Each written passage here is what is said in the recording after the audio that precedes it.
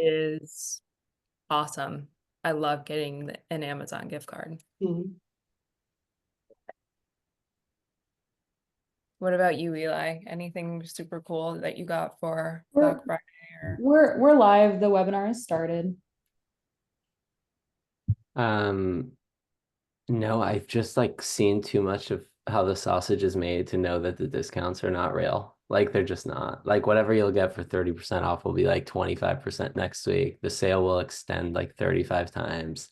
It'll be on sale again for Christmas. You'll see it again on New Year's. It's like very rare. Like gone are the days where you like fight to get a TV at Best Buy. It's just stupid. It's like not really on sale. I did buy like a really expensive crib. And I bought but like I knew it was actually on sale. Um, and some stuff from Gap that are definitely not on sale, but it was just good timing. But this is probably the first year that I didn't go absolutely crazy on Black Friday. I think I'm learning. Every year I learn a little bit more. Like there was a brand, I'm not going to say it because now we actually have people in the room, but there was a brand that was doing this like quirky, like, oh my God, oops, we got hacked, 80% off. And then you like click on the email and it wasn't 80% off. And then it said in tiny, it's like up to. Consumers are tired. Like nobody wants this. Like my wife, who's in med school and not a D2C marketer, was like, what is this stuff? Like this is lame. Like why am I clicking? I got 20 emails, 80% off. None of them are actually working. Because Yeah. it's old, it's cringy. Like we need to stop. Like just stop. Yeah. Yeah. Well, let me welcome everyone who is joining. I'm the director of content here at Agital, and welcome to today's webinar, Don't Get Ghosted, Shopify Retention Tips for After Black Friday. Let us know in the chat where you're zooming in from. Feel free to introduce yourself. Let us know what your company is, what product you sell. I feel like Don't Get Ghosted is a great name for a book or a TV show. So also like if you had a book written about you, if it was me, it may be like Don't Get Ghosted. But if you have a book written about you, what would it be? Just also Ooh, something, good question. yeah. Luxembourg. Mm, That's very cool. Montreal, I love it. We've gone international. small women's clothes shop in Iowa. Very cool. Love that. All right, let me do How intro. Luxembourg, how did Luxembourg find us? Where did you find us? Where did you see us? Where did you learn about this? I'm so curious. Yeah, let I us don't know in know the that chat. one. So let me do a quick intro. We all know the rush of Black Friday and Cyber Monday can bring in a flood of new customers. But here's the challenge. Acquiring a new customer is 15 times more expensive than retaining an existing one. And while repeat customers spend 67% more on average than new ones, keeping them engaged post-holiday is no small feat.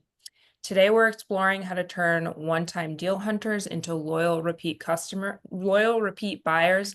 Eli Weiss, VP of Retention Advocacy at Yotpo, and Meghan Houston, Managing Partner at Agital, will share battle-tested strategies to keep post-Black Friday shoppers engaged. By the end, you'll have actionable tips to build loyalty and boost profitability with your Shopify customers. Again, feel free to introduce yourself in the chat and let us know where you're from and what your company is and what product you're selling. So here's Eli and Meghan. And we can get started with a brief overview of post-Black Friday challenges. Meghan, can you kick us off, please? Awesome. Will do. So for all of us in ecom, we're still in the thick of Black Friday, Cyber Monday week. First, it was Cyber 5. Now it's Cyber 12. So we're still in it, for lack of a better word. I know a lot of us are still recapping the events of the weekend and trying to look forward to see how we can maximize as much revenue as possible before the holidays hit and people stop gifting. So I think there's really 5 key challenges we see that brands face post-holiday. The first is just kind of like Eli was talking about, cutting through inbox clutter. I can't even count how many emails I got over the weekend. I spent so much time just click, delete, delete, delete, delete, delete, a million up to 80% offs. And so just being on sale just doesn't cut it anymore. And then building brand loyalty, right? Like Customers consistently have said over the years, especially with the macroeconomic challenges we've seen this year, that they're less brand loyal. They're looking for the best price and the best value. So how do you get customers to be brand loyal? And I think a hint is one of those, being honest with them, letting them know what your discounts are and making it easy for them to understand. The third challenge is engaging them without overloading, right? So sending 8 SMS texts in a day might be a little bit of an overload for one customer, but how do you send a couple really punchy messages that are highly relevant to that person that shows that you're really trying to engage with your customer base that's supported you? And the fourth is getting those discount shoppers to return. So this is less of an engaged customer, but maybe someone who purchased from you over the weekend because you were on sale. They've been waiting to jump on it for a little while. How do you get the person to come back and get them to repurchase ahead of the gifting season? And then the fifth one, and the highest pitfall we see over Black Friday, Cyber Monday, is avoiding unsubscribes. So if you make messaging really relevant, if you don't overload people with messaging, you'll avoid unsubscribes over Black Friday, Cyber Monday, when you do need to be highly relevant and top of inbox, but you want to make sure that you're engaging your customers in the right way. So we'll dig through a couple of those challenges today, but we'll start with sort of like 3 quick wins that we've noticed works really well for clients. So there's quite a few challenges, but a couple kind of key things that we see all of the best brands are doing. So the first is setting a trigger in Shopify or your ESP, email service provider, to pause your campaigns if your customers don't engage with 3 emails in a row. Again, Black Friday, Cyber Weekend might be a slight exception if you're sending a lot more emails than you usually are. But for these emails between now and Christmas, you do want to just make sure that you're sending to your most engaged segment. All of the ESPs like Yotpo, Klaviyo, MailChimp, they all have one thing in common, and that's that they measure the quality of the engagement that you have with your audience. And that's a key factor in how well you can land in inboxes. So we see clients come to us all the time where they're sending to hundreds or thousands of really highly unengaged customers. And that's really lowering their ability to land in inboxes of those who would be engaged or who would be a right fit for them. So set triggers in your Shopify as sort of, we call them an unengagement flow, to sort of weed people out and make sure that you're sending to a list of people that are highly engaged, and you're going to get the most bang for your buck when you send out messages. Another tactic that I see often, because I'm a one-time brand shopper a lot of the time, is send a "we miss you" email. If someone purchased from you, maybe they took advantage of your early Black Friday, Cyber Monday sale, or they bought from you over Labor Day weekend and they haven't bought yet, send a "we miss you" email and offer them a small discount or a value to re-engage. Maybe it's a product that's new that they haven't engaged with yet, and you can cross-sell that to them or give them a little bit of a discount or free shipping. And then, of course, like we talked about, segment based on engagement. So move those re-engaged customers to an active list, cycle those unengaged customers out, and reduce those sends for those who don't respond. All of these 3 things should help increase your quality score and get you more face time within inboxes. All right, we're going to take a second to launch a poll. The poll is what is your biggest retention challenge post Black Friday? So are you struggling with, oh, sorry about that. Are you struggling with getting discounts to discount shoppers to return, personalizing outreach without extra tools, avoiding unsubscribes, getting feedback from customers, or something else? Please share it in the chat. Megan, what do you typically see as one of the biggest challenges for post Black Friday retention issues? I think it's really getting the discount shoppers to return.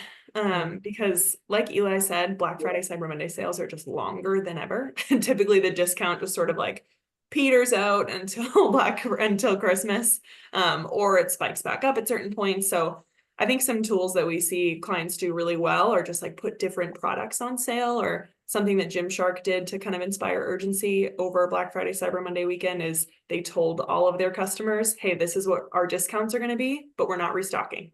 So that's how they inspired urgency, right? Like, we're not restocking any of these products. So if you see what you want and it's on sale, get it now because you won't get it later. So yeah, that's a really fine line to walk, is getting those discount shoppers to return. I love when brands are just transparent like that, and it's just easy to navigate the Black Friday experience because it's growing, it's getting larger, it's become the entire month. So that transparency makes it so much easier to buy. Totally. All right, so the results of our polls, it looks like getting discount shoppers to return. So great that you're all here. All right, let's move on to the next. So understanding shopper segmentation, Eli, can you take us away, please? Yes, thank you. To Megan's point earlier, I think there's so much value in kind of better understanding who your right customer is in order to segment better. But I think a year or two or three ago, we said segmentation was important because we were annoying shoppers.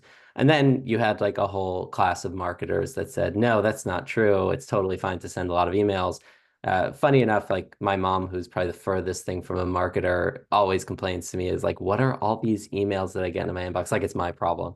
But I do think there's the massive, cognitive dissonance we've always had as marketers. Like now we're sitting in a huddle talking about how like we got so many emails this Black Friday, but so often we're the ones that are sending all these emails.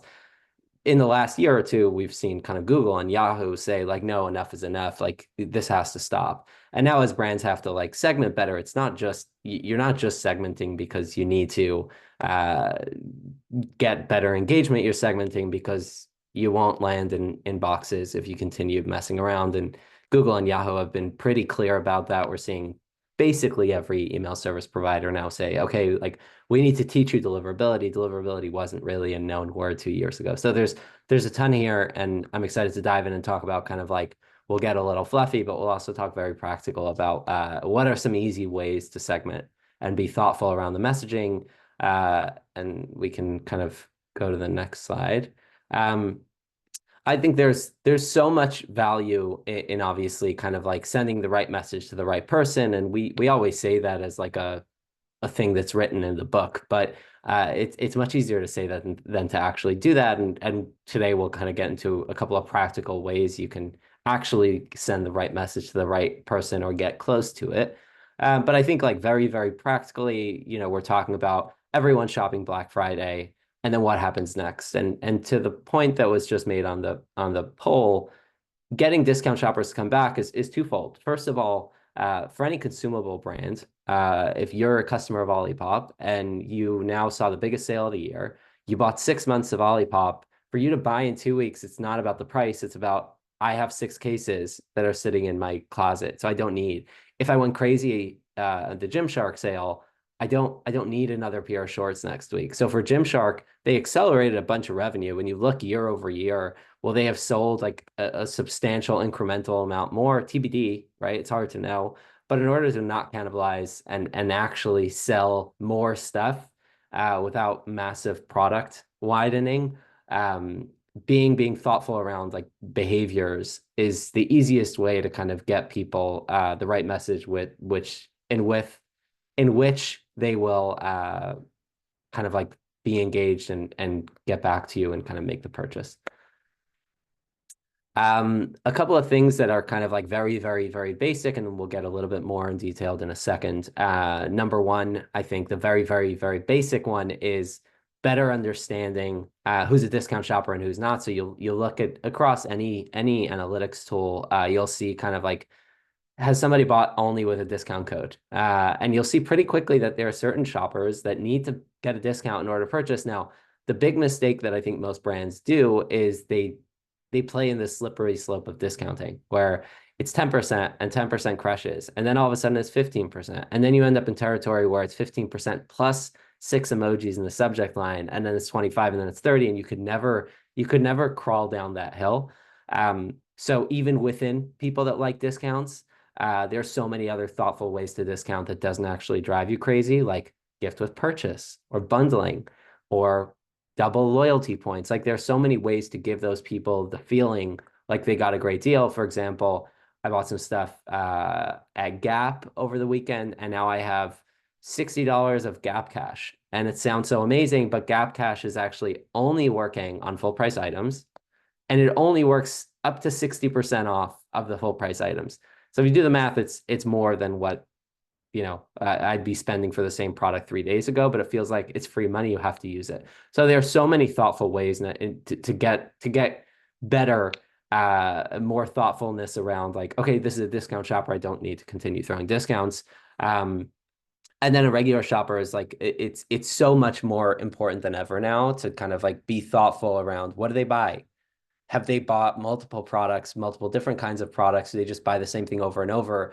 Very greedy marketers like to always cross-sell. And there's a certain point in customer behavior where they told you, the thing I like from you is a mascara and leave me alone. Like stop. So just get them on a subscription to a mascara and stop, because if they like, for example, Thrive Cosmetics, they have a killer mascara. People just buy the mascara. And to get them to buy a different product will be a little bit harder, and Thrive knew that, and Thrive kind of went hard on loyalty and said like, let's create the best loyalty program in the world to keep people subscribed to mascara for 12, 16, 18 months and let them buy the cleanser wherever else. And I think that's like a very, very thoughtful new age of marketing, not the old school, just send a million emails until they beg to break free. Yeah, all great points, Eli. I just want to remind everyone, please feel free to drop your questions in the Q&A box and we'll absolutely get to them at the end. Love it. Next, and this is a little bit more practical, something that I feel like is wildly underused is two things. Number one, being thoughtful around customer behavior. So like what they've done, which I spoke a little bit in a second ago, and I'll talk more in detail now. And number two, RFM, recency, frequency, monetary, which is a very, very old school way of kind of slicing and dicing customers. You don't have to, I won't bore you with the exact details of RFM and how it works. It's an easy thing to Google, and we can share some more information after the fact. But I do think it's very important to not be in an everything or nothing approach. And most brands that I've spoken to, hundreds over the last 3 or 4 years, I've learned one thing. It's either I need a CDP for $10,000 a month and 3 analysts on call, or I do zero zilch and send every message to everyone on SMS and email.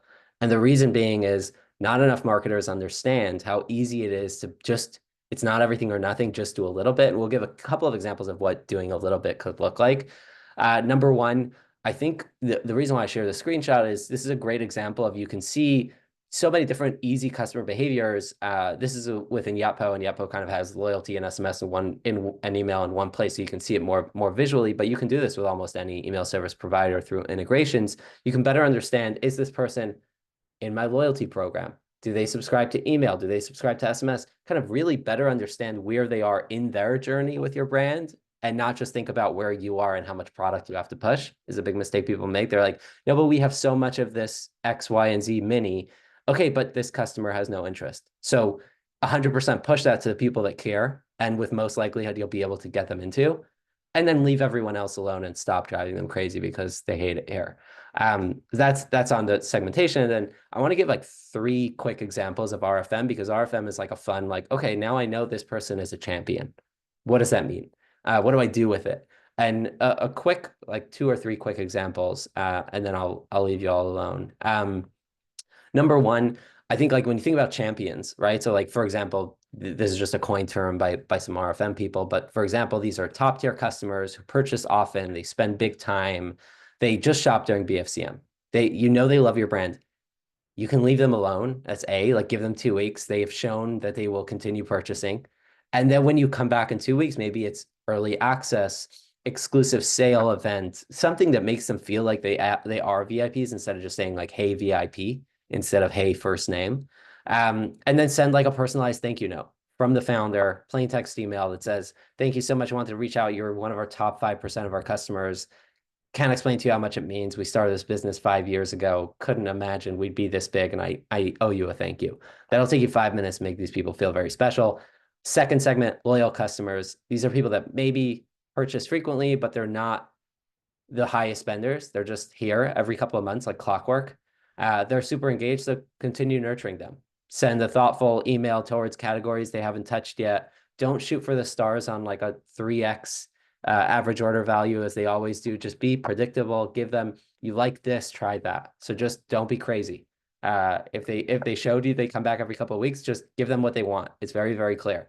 Reward their loyalty with a bonus points or whatever else. You can be thoughtful around that too. And I'll give you one last thing, is these potential loyalists. So we've seen this At my prior role at Jones Road Beauty, we saw this 100 times where you'd see very, very early in their customer journey, these were people that would be top 10% LTV. These were people that went hard in multiple categories early on.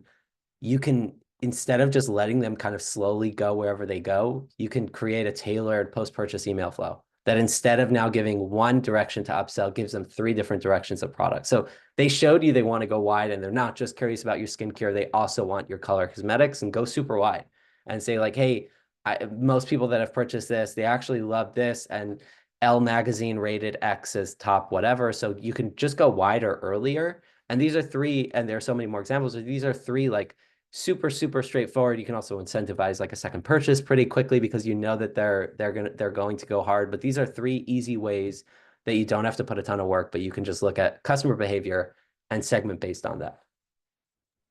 Eli, I think you touched on this a little bit, but we've got a really great question from Lance in the chat. He said, what about products that you typically buy that may last multiple years, like a blender or a TV? Isn't the sales about expanding the brand, not necessarily about reselling to them, but perhaps as a gift? What do you think? Yeah.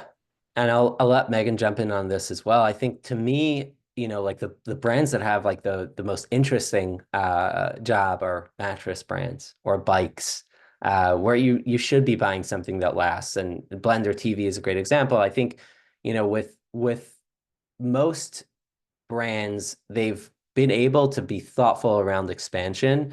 So yes, you want to sell, if somebody buys a mattress from Casper, yes, you want them to buy other stuff, but it probably should be sheets or blankets and not candles, right? So I think there's like thoughtful expansion that probably starts with product development. And with retention, like, yes, you can push them to send gifts, but from my own personal experience, what I've seen in the past, it's not life-changing. Like getting somebody like, hey, you love this mattress, buy it for all your friends. Mattresses are not usually super giftable. Blenders, like, I think I bought 1 blender in my life as a gift. It's like not the most, but it depends on the product. So if a product is gift heavy, you certainly should push to gift, but your best bet is, from a product lens, go that direction. If you're a 1 SKU company, like Athletic Greens, great example. I believe they're still a 1 SKU company. So you get somebody subscribed. Now what? Now I'm subscribed. I'm on for 10 months. What more can you sell? A travel pack, a blender? I mean, like, yeah, they probably push gifting, maybe New Year, New Me, January. But at a certain point, you say, like, this is the lemon. I've squeezed it. I mean, like, how much? Spend more on acquisition is my hot take. Like, just grow the business. When you get to a certain point, you're like, this is the lemon. Totally. I think Eli nailed it, right? There's products that have a really high longevity, and those companies that they really have 2 paths, right? It's either grow your acquisition and continue to expand your market share for that 1 single SKU, or innovate and add new products to your assortment and cross-sell to your existing customers that already love the product that you have. So yeah, I think those are really your 2 lanes, is either try to innovate and cross-sell, or just expand your market share. Awesome. Sweet. The last piece on segmentation, a little example from my previous role. I think, for us, we learn really quickly what the hero, you learn really quickly what the hero product is and what people are coming to you for. And then the conversations become, okay, so if somebody bought the Miracle Balm, which is the #1 hero product, what do we do next? Where do we push them next? Do we push them to buy the same product in a different variation, so a different shade? Do we push them to buy another product within color, so maybe these face pencils? Or do we say, no, we know the people that buy mascara have super high LTV, so like, let's kind of take like the non-traditional journey and push them there. And we learned pretty quickly that following traditional where customer behavior would go is a lot easier. It's a lot harder to create net new behavior than it is to push existing behavior forward. And there are other ways to get people in other categories. For example, you can push people with a free mini.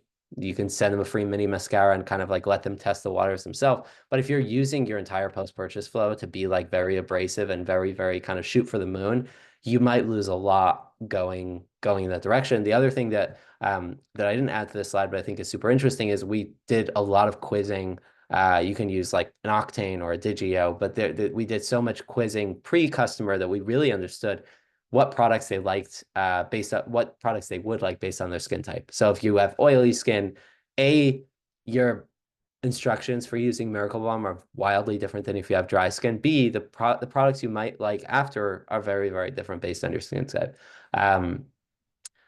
The second point we've already made, and I'm going to scream a lot about it later, so I don't want you to all just disappear on me. But there's no reason to send 100 emails. It's lazy. It's lazy. Send the right emails. Don't send a million of them.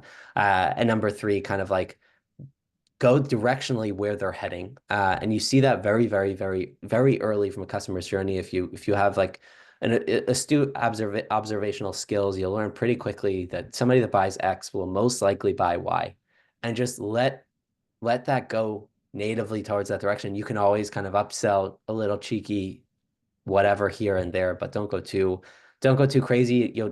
We've tested this, and you're more than welcome to test it yourself with an A/B test. But more often than not, when you go way too crazy on cross-selling and upselling, it's not going to yield the results you're thinking it will because somebody told you that on Twitter. All right, Eli, so you've got a purchase. Now what? So this is one of my favorite topics because I think that for retention, your job really starts now.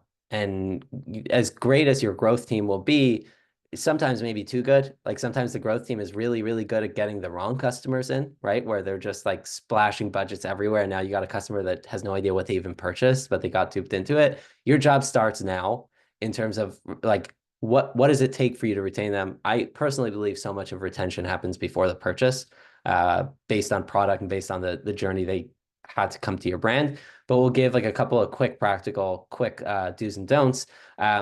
This is a mistake I've seen so many times happen over Black Friday.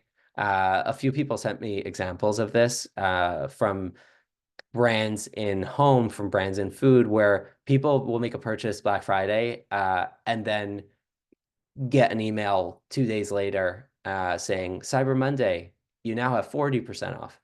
Please exclude, if you offer any, and this is less relevant today or tomorrow than it is for next year, but still, make sure you exclude people from a larger discount immediately after they purchase. Like just give them, they're not going to repurchase again 24 hours later. Just exclude them for a couple of days at least until the package gets out. And number two, like do not just randomly upsell. Like look at the data, whatever upsell tool you're using, whether you build it custom or use rebuy or whatever else, you'll learn pretty quickly what works and what doesn't and test into it. There's no reason to just be crazy. I've seen, and I've heard this, like this is a common one where somebody's like, yeah, I sell, a 1 pack of socks and then immediately after the order, I upsell 5. And it's like, that if that works for you, that's incredible, but don't listen to somebody's thing that works for them and say, this is the method for me, because every brand with every customer, OLIPOP was a 30 to 50-year-old affluent mom in the early days, and Jones Road was similar, right? It's like 30 to 70-year-old mom, and it was not the same behavior when it came to upselling at all or cross-selling. And a lot of it is depending on the product. A lot of it is depending on just the persona, and you don't know what you don't know. So just test into it. Don't just go crazy. Those are on the don'ts. And on the do's, I think there's, like you can really be thoughtful around upselling with purpose. So I think for me, at least, the best upsells I've ever gotten were buying a suitcase and you get an upsell for like a cleaning thing or packing cubes or like something that actually works well together, or a product that is upsold thoughtfully of like, 98% of people that bought this actually loved this, and give me 3 reviews and show me whatever social proof you need to show me that this is a direction worth taking. The biggest mistake I've ever seen is people not saying a word when their 3PLs are delayed. If you're like 95% of brands, your packages are delayed this week.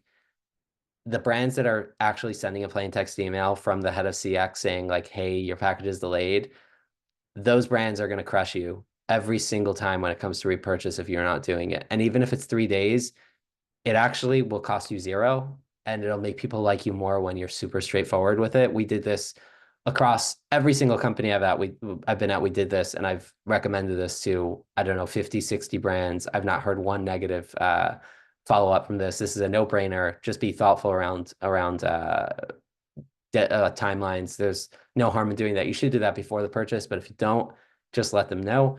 And number three, I think the most slept on part of the customer journey is between place order and order received. I think when you walk into a retail store, you buy whatever you buy, you're like, this is a crazy idea that I just bought a $90, I don't know, water bottle, but then you leave and you fill it up and you drink from it.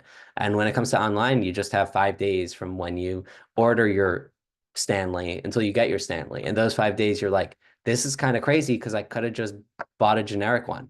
And but if they kept you updated and sent you like things that made you feel better about yourself, you can really solve for that 4 or 5 day lull by giving you like, here's why people love it, and here's what X, Y, and Z said about it, and here's a photo of X, Y, and Z influencer using it and holding it. And we saw a ton of success doing this everywhere I've worked in terms of like giving them directions how to use it. Be thoughtful around like what to expect over the next couple of days. This is like the most slept on time. Brands are either super quiet, say nothing, or B, they don't shut up trying to get you to buy the next thing. And this is like such a strong, important retention time. So that's that for me. Thanks for coming to my TED Talk. Is that it for me? Yeah, we can move on from this. You covered it mostly. All right. So I'd love for everyone to get engaged in the chat and let us know what's one actionable takeaway you're excited to implement that we've talked about so far. So I'll give everyone a few seconds to do so. Meghan and Eli, what do you think would be the most impactful thing for people to take away and step away from this webinar and apply, at right as we end? Yeah, I loved some of what Eli just said around like, control the uncontrollables a little bit. If there are shipping or processing delays, like let yourself speak through. I think we have a couple founders and a couple business owners on the webinar right now, and I would just encourage you to have a voice, especially for most of our clients at Agital are sort of like in that medium size breakthrough business stage. And we really encourage founders to have a voice, a brand voice. So if you're experiencing some of those kind of breakthrough with that, and also some of those quick wins at the beginning, add segmentation into your email and your SMS if you don't already. I love it. The one thing I'll add is even if you don't like, it's not everything or nothing. You don't need a super expensive CDP. You don't need like a crazy expensive analytics tool for $500, $600 a month. You don't need any of that. You can literally just start with Shopify Analytics and just jump in and try to get a better understanding of what your customers are buying and what they're buying after the one thing they're buying. Just try to get a better understanding of customer behavior, because everything you try to do from a retention point of view, for example, try to get them re-engaged after they purchased in BFCM. Well, what did they purchase? If you do the most easy, basic segmentation, you'll get much further than the generic kind of like, you purchased, please purchase again. Yeah, awesome. It looks like Brenda shared that she needs to break through with her brand voice. Any thoughts on that, either one of you? Yeah, I think it's a key takeaway, right? Especially if you're comfortable making reels or videos. Kim had me make one to promote this webinar and I felt uncomfortable doing it, but I think the more you can get in front of the camera and just promote your own brand, and also email your customers. If you're able to send personalized thank you notes in boxes when you're shipping and you have a small enough order count. And I think when you can do those things that make your customers into a community, that's when you'll really see your loyalty start to grow. Yeah. I love it. And I Yeah. think, Oh, go ahead, Eli. no, the one last thing I'll say, Brenda, don't go crazy. Don't review it 900 times. Don't throw it into every AI tool. Just type the way you'd write a letter to anyone. And I think people smell it when it's authentic and people feel it. And we did this so many times where a letter from Bobby is one thing because she's Bobby Brown. But even if it wasn't, if it was like anyone on our team that just like I didn't touch it, didn't edit it aside from like basic grammar. People feel everything is so fake now that people feel when something's real. Everyone at this point knows what an AI paper looks like. And when it's a real human saying a real message, it shines through every single time. So I would 100% encourage you to mess around and try. Yeah, that's an excellent point, Eli, and that's a whole other webinar that I would love to do. we'll move on. Megan, can you walk us through this case study? Yes. So this is another one of my clients that actually does a great job with some of that more informal content, just running around their office and interviewing team members, and they do some very fun content. So alongside that content, they also send catalogs every year, big fat catalog books that are expensive to produce. So chime in the chat if you also still do catalogs, because this section is definitely geared for you. So what we wanted to understand is they spend a lot of money on these catalogs, and they spend a ton of time working with their catalog production team on these big books that they send out to people. But they only sent them to people who had purchased from them before, which is a good move, right? You're not buying cold leads and sending them mail. And we wanted to understand, okay, how effective could we be on digital if we were retargeting those past purchasers and spending a lot less than you're spending on a catalog at getting them to repurchase? Because they did see a lift. Whenever they send a catalog, we see a nice lift of those past purchasers coming back. So if we jump to the next slide, we did it across a couple different channels. So we tested targeting past purchasers at an increased rate across 3 different channels: Meta, YouTube and demand gen, which we also include some display ads in there, and Google ads. So we saw different results depending on the platform. So what we did is month over month, we tested this for a 30-day period. We really jacked up spend specifically in our past purchaser audiences across all of these platforms. So for anyone that was searching for products that we sell or non-brand terms on Google during that time period, we had significantly increased bid modifiers on them. We were sending them more display ads than we ever were. And on Meta, we were giving them a lot more cross-sell opportunities. We were targeting them a lot more. Because typically this client's really highly focused on acquisition. We don't really use digital for that part of the customer journey. So what we saw was actually really stark. If we jump to the next slide, we smashed it on Meta and Criteo. So the way that we see success on this test is we determined a 300% return on an investment benchmark. So their catalogs, when they send them, while they are really expensive to produce, typically give them a 300% ROI. So what we did is, okay, can we test this at digital and achieve or exceed that 300% ROI? What's interesting is that Google Ads and YouTube did not. It was a little bit softer. So they may be less effective just for this specific brand at retargeting past purchasers and getting them to come back. And this brand, for a little bit of context, they skew a little bit older. So their target customer is around 45 to 65. So that kind of makes sense for YouTube and Google Ads. Whereas Meta and Criteo Display, which serves on things like news sites, blogs, achieved that benchmark. And we actually increased budgets for past purchasers across those platforms permanently within our media mix. So given that success, we allocated a little bit more to digital retargeting. And that client was actually able to bring down their budget on catalogs, send a smaller catalog, still really effective, but spend less on it, and improve the efficiency of their overall media mix. So if you're sending catalogs, try this with your agency or try it with us, and see if you can tap into some more efficiency by retargeting those people on digital. Awesome, Megan. And can you walk us through a little bit about personalization without overload? Definitely. So this is a little bit what Eli and I were chatting about in the beginning here, right? We're getting inundated with emails, especially over Black Friday, Cyber Monday. So if I'm just opening up a generic email that says up to 80% off, and there's nothing that I've looked at on the website in that email, I'm probably just going to delete it right away. But this was a real email that I got in my inbox that we put into the deck here. This is an email that was products that I viewed from this brand. So this is from FabFitFun. It said, early access looks good on you. I'm a subscriber. A, they were giving me early access. B, they were saying you looked at these products. They're now on sale. And C, there was no sort of like crazy discount messaging or very generic messaging. It was a personalized email from me that sent me directly to the product page when I clicked on any of these links. So that made me feel really valued, right? They're not spamming me. They're not sending me a million emails. They're saying, hey, the things that you looked at are now on sale. And they've sent me a couple app notifications too, but everything is really personalized. So kudos to them. They're not a client of ours, but when we see good work, we have to shout it out. So if we jump to the next slide here, a couple ways that every single brand can start to implement personalization and make those customers feel supported.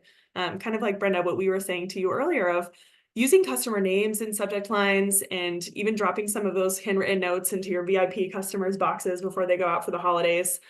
Use customer names. Of course, make sure that you have customer names for every profile. So you're not doing the, hey, bracket, last name, bracket in your emails.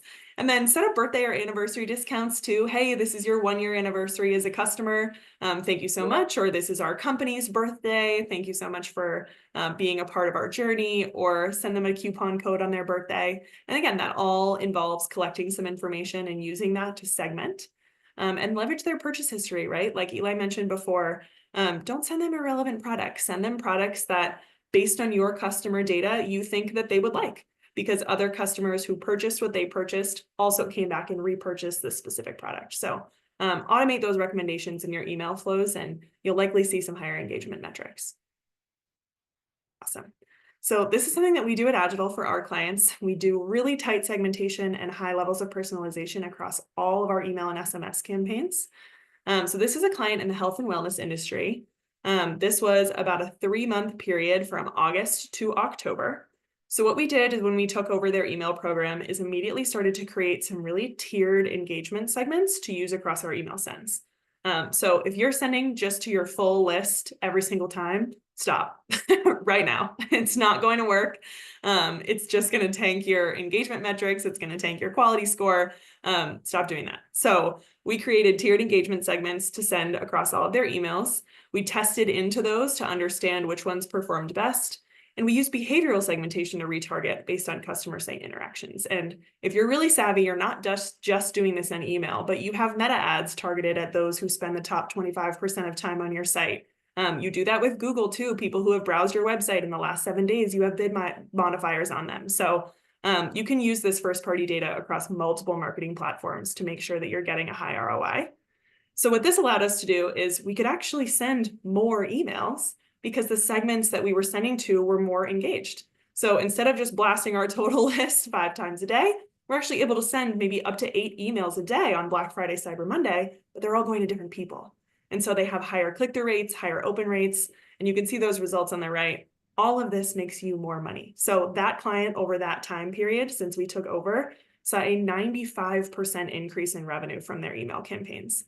And again, we were sending to less people every time, but because we were increasing the quality of the message, we saw a really nice boost in revenue. So it's such a good myth. Like, it's such a good myth to break. It's such a good myth to bust, because everyone is consistently convinced that if you send more emails, you make more money. Yes. And the question you should ask yourself is, who's telling you to do it? Is it somebody that's getting paid for every email you send? Or is it someone that is not going to deal with the backlash of a super unengaged list 2 years later? And I think this is a great example of something that, like, you don't have to send more emails. You have to send the right emails, and you can actually make much more money driving people crazy less, which is like, this belongs in the Louvre. This is a work of art. Yeah. Yeah. I think to Eli's point too, like, we took on a client in September who they've been sending an email every single day. So they were sending 30 emails a month to their entire list. And they expected us to pitch them a scope that had 30 emails a month in that scope. And we said, let's start with 12. We're going to do 12 emails a month. You don't need to touch your account. We're going to manage it fully. And then we're going to slowly scale back up from there. They were landing in Gmail inboxes at 8% when we took them over. It was really bad because customers just weren't engaging with them. And now they're at 98%, right ahead of Black Friday, Cyber Monday. We checked that a couple weeks ago with the team. So I think it just goes to show, like, exactly what you mentioned, Eli, just pulling back and being more intentional with what you're putting out there. Really, you'll reap rewards from that.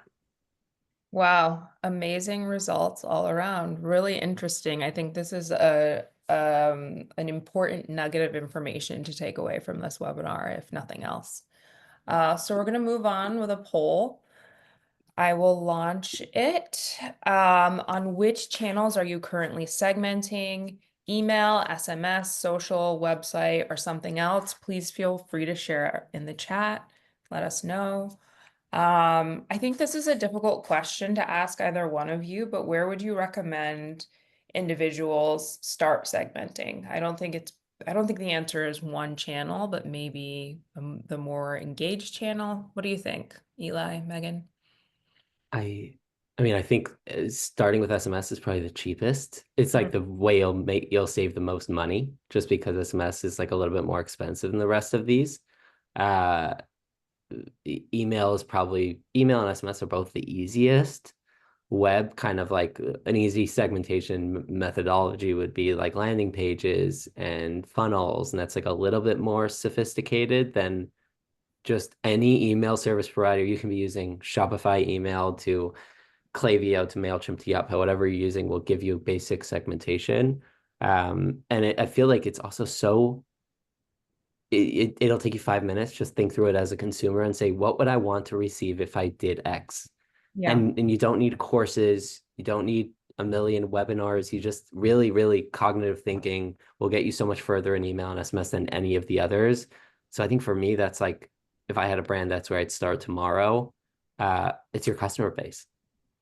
Yeah. I'm going to share the results of the poll, but it looks like about 78% of people are segmenting in email, followed by social, and we've got 11% for other. So if you hit other, please let us know in the chat where you're segmenting. I'm actually also, we're running a little bit behind. I'm going to launch our other poll, which will stay up for the remainder of the webinar. And it is for our free e-commerce audit. Megan, I believe this is your team that can handle this. Again, this will stay up for the remainder of the webinar, but I just want to get it out so that we can hear from all of you. Yeah, definitely. If you're having any of these challenges that we mentioned today, I think it's worth having us take a look, right? The worst thing you can say is, actually, I already knew all of this, which is great. Then you just get some validation. Cheers to yourself for being a really experienced marketer. But I think one of the things I identify often here is that there are maybe some inefficiencies where you could be actually saving money, and you're doing a lot more than you actually need to drive the same amount. So oftentimes we can save clients money and effort. Or if your goal is scale, we can do that in a more efficient way. So I'd love to speak with some of you. I think people have been really active in the chat. So if you are interested, definitely tap yes, please, and a member of our team will reach out to you. Great. Megan, we'll move on to leveraging customer feedback for better campaigns. Awesome. So a couple things that we see clients do really well is when they leverage both customer behavior and what customers tell them to refine their outreach. So if we jump to the next slide for the sake of time, a couple notes to do is just exclude negative respondents, right? So if people have provided negative feedback to you, if they've left a poor review, exclude them from those certain product categories. Try to individually have a customer support person, whether it's yourself or someone else, reach out to them and try to remedy the situation. Reviews are a really powerful tool. I know Eli can speak a little bit more to that, but they're a really powerful tool to help grow your brand. So you want to make sure that those negative respondents are included so you're not bombarding them with messages and you can repair that customer relationship. And on the inverse, reward people who respond positively. So you might have some evangelists in that bunch who want to keep buying from you, who want to tell the world about you. So definitely identify them and try to give them exclusive offers, know your VIPs. So we included some sample survey questions in here too, to try to identify those people outside of just their website behavior. So how likely are you to recommend us and what type of products would you like to see more of? And you could do this in a creative way too, like Eli mentioned with Jones Road, doing an entrance quiz, like what type of scents do you like? What's your skin type? Things like that. So a lot of ways to identify these people and adjust. So I'll include on the next slide, a nice example of this. So this is similar to the FabFitFun email that I received, but in sort of a different way, saying, hey, you're on our list. You're our favorite customer. We're planning something big. So this was pre-Black Friday, Cyber Monday. But I think this is a really great example of how to reach your customers and tell them, hey, you're going to get early access. You get to shop before everyone else does.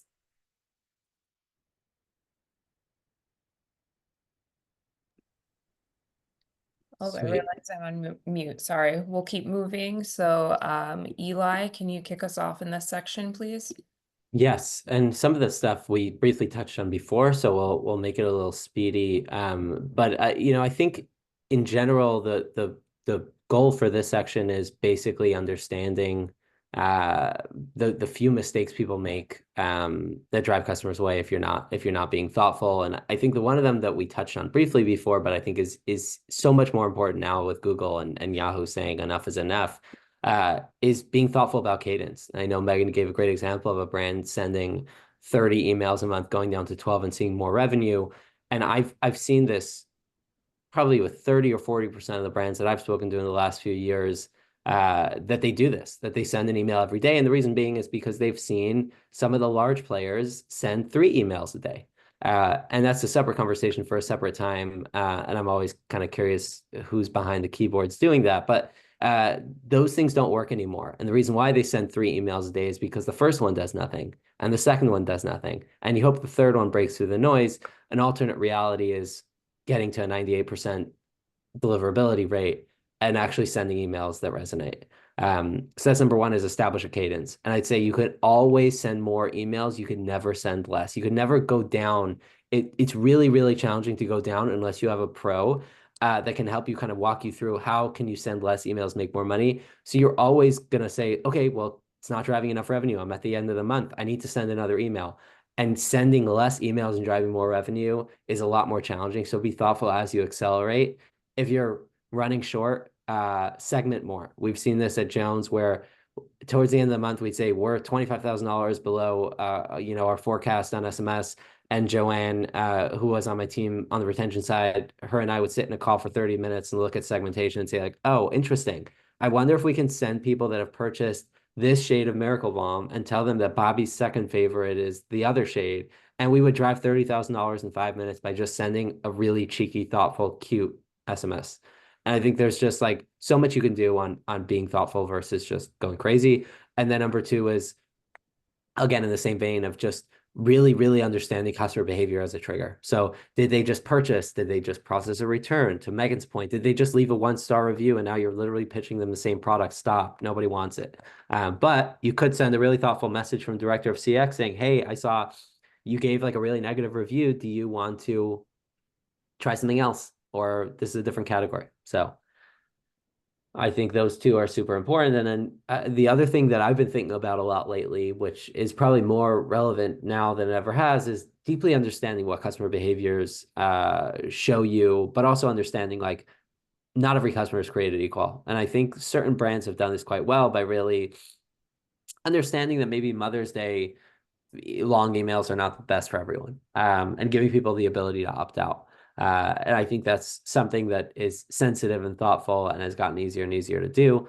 And then again, like if somebody hasn't engaged in a long time, try one last time, a re-engagement email. Something that we've done in the past is look at your most successful emails and reuse those with a different subject line or with a slightly similar subject line, but really kind of give it one last chance before you toss them. And then the last, was this me or was this Meghan? I think this was me, right?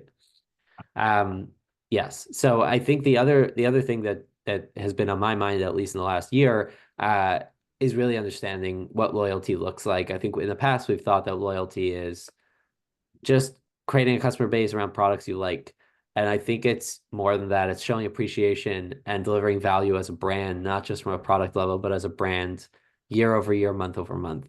And we'll give a couple of quick examples. Number 1, I think the simplicity of this from McDonald's is something that we were really excited to highlight. Don't ask 300 questions. The amount of brands that I speak to that say, I'm going to do a type form with 30 questions and offer $20. Nobody wants it. And you're not going to do anything with that data. So ask yourself, like, what data is actionable?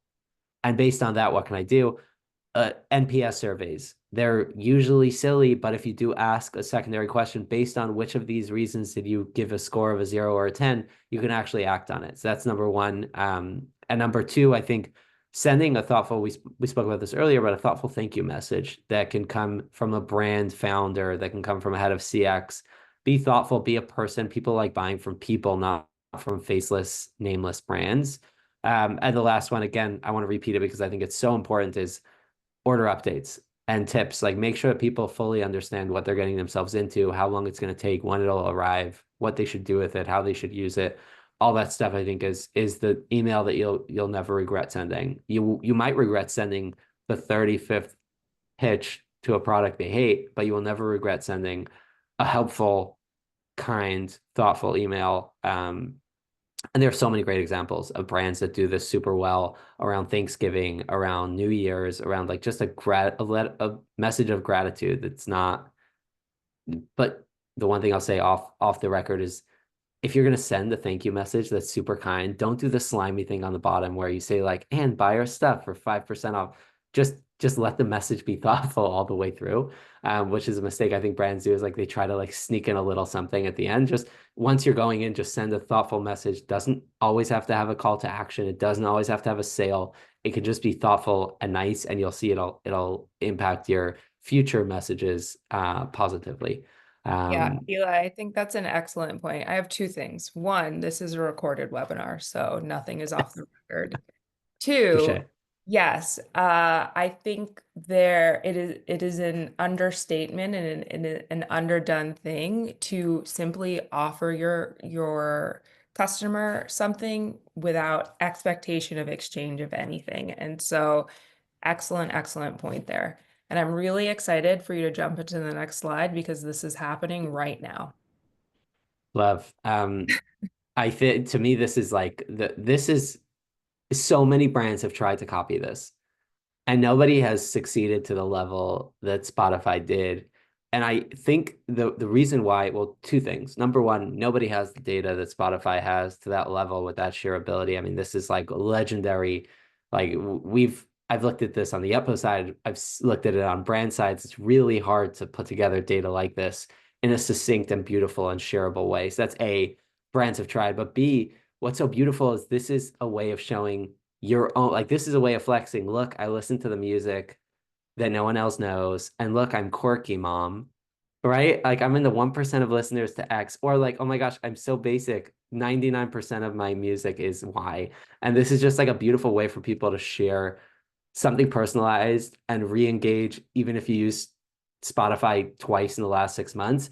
Everyone is sharing this. And I think this is the most beautiful retention campaign because you start thinking like, oh, I should get away from Apple Music because they're not giving me this at the end of the year. And I kind of have both accounts. So let me just use Spotify from now on. And I think this is like Spotify staying relevant to the umpteenth degree year over year. It never gets old. It's been like 4, 5, 6, 7 years already doing this. And it's just maybe a little bit better year over year, not dramatically different. And it's my favorite thing ever. And the last is Sephora. I think Sephora has done such a good job of being thoughtful around the perks they give, around the loyalty, around the messaging. And I think it's like a great example of there are brands and then their distribution, right? Sephora is not selling a ton of their own product. They're just selling everyone else's stuff. So why should you go to Sephora over Ulta? And I think Sephora makes a really good case for that because you have an experience that feels like they truly get you. We did so well on timing. I feel like we Yeah, have so apologies to everyone who has attended. We have 3 minutes left for questions. So if you have questions, you can either drop them in the chat or drop them in the Q&A. I see one right now that I can kick to both of you. So how can I gauge if my post Black Friday email frequency is optimized for engagement without overwhelming customers? I think this is something we've touched on a lot, but asking for a little bit more detail on that. Megan, you want to take that? Sure. I would try to understand what your click-through rates look like for that email. And I think your open rates too, right? Like if you have a high open rate but a low click-through, you're probably not sending them things that are personal to them and enticing them to click. So I think that's really key. The benchmarks are going to be different by industry, but your email service provider probably has a report for that for this year that shows you what the benchmarks are for open and click-through rate. So take a look at those metrics. Those are the two primary ones we look at to understand email engagement when you're optimizing for engagement sort of versus revenue. Awesome. And then another one, what are some effective ways to gather and leverage customer feedback after Black Friday to improve future campaigns? I will say there's qualitative and quantitative. I think quantitatively you'll get an idea of what did you do revenue wise? What was your conversion like? How did your emails go? If you're running the same exact campaign as last year and it just did half as well as last year, maybe it's getting stale. Maybe it's time for something new. Maybe it's time for a different product strategy. Maybe it's time for a different distro strategy, etc. On a qualitative way, there's literally nothing better than getting on the phone and talking to customers. We did this at Jones where I had like 30 to 50 customer conversations on Zoom over a few weeks. And it was just an email we sent to like our top customers saying like, hey, it's Eli, joined a couple of months ago with no background in beauty. I'm trying to better understand like what gets people excited. Would you be down to talk for 30 minutes? And we had so many people that got on the call and spoke about their purchasing behavior and what other brands they purchase from. Did they like our Black Friday sale? Did they not? So I think qualitatively and quantitatively, there's, aside from emails, your NPS score, your reviews month over month, like there's so many pieces, but on qualitative, it's just as important. And we learned so much. Like we learned that we thought all of our customers were, like millennial to middle-aged women, and we learned that some of them were super young moms that wanted something easy. One was like a race car driver that just loved something that won't get messed up throughout the day. Like we just learned so many personas and different people that were loving our brand. So as busy as you are, you'll never regret talking to a couple of customers. Awesome. Well, Eli and Megan, thank you so much for joining us today. I think this was an incredibly information-rich webinar, and I definitely enjoyed. For all of you out there who are watching the webinar, we will be sending the deck post email. You'll find key takeaways at the end of the deck, and if you're interested in having a member of our team reach out to us, there will be a call to action in that email for us to get in touch with you. So thank you so much, Eli, and thank you so much, Megan. Thank you so Awesome. much. Everyone. Bye. Bye.